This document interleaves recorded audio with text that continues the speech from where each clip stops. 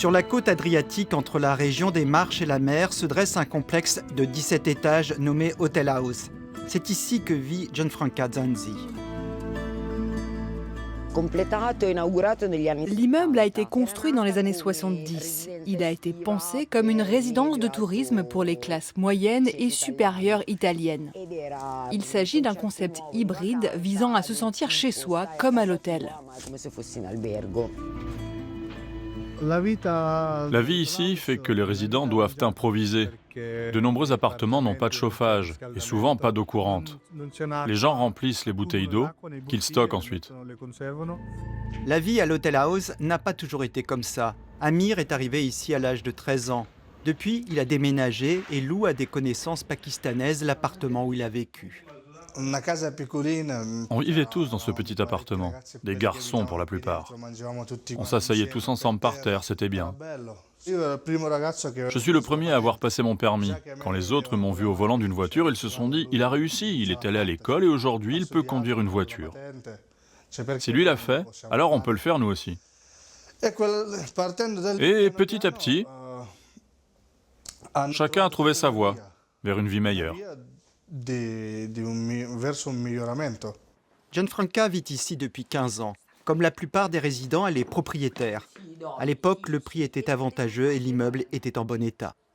L'immeuble compte 480 logements qui abritent entre 1200 et 1300 habitants. Avant, il y avait essentiellement des Italiens et une poignée d'étrangers. Puis, avec les années, le ratio s'est inversé. Aujourd'hui, nous ne sommes plus que 6 Italiens, pure souche, si on peut dire. Au fil des ans, de nombreux locataires ont arrêté de payer le loyer. L'Hotel House a accumulé environ 1 million de dettes. Un tribunal a alors nommé un administrateur judiciaire. Sa mission, s'occuper du recouvrement des dettes et remédier aux défauts les plus graves des logements. Mais l'état du bâtiment ne s'est pas amélioré. Les ascenseurs aussi posent problème. Il y en a 8, mais aucun ne fonctionne. Le dernier a été réparé, ils ont remplacé des câbles et effectué un entretien, mais depuis, il ne fonctionne plus non plus.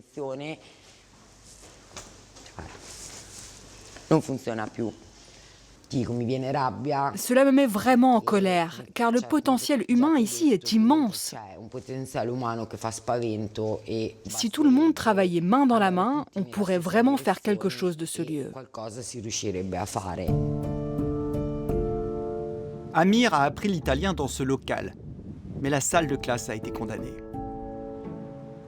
Il y avait des Africains, des Pakistanais, des Indiens, des Bangladais. Le monde entier était réuni en un seul endroit.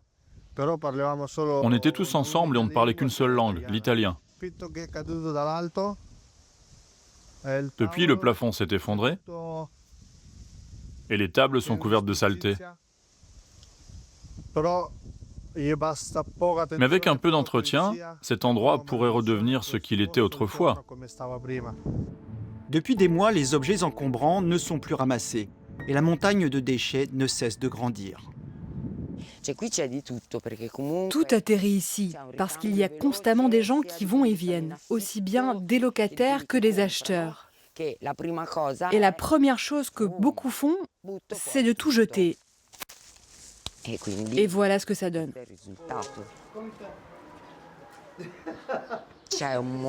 J'aime la vie ici. Les gens sont sympathiques. Ils te demandent comment tu vas. Ils te saluent même s'ils ne te connaissent pas. Si quelqu'un a des problèmes, on s'entraide. Il n'y a guère plus qu'ici qu'on trouve ça.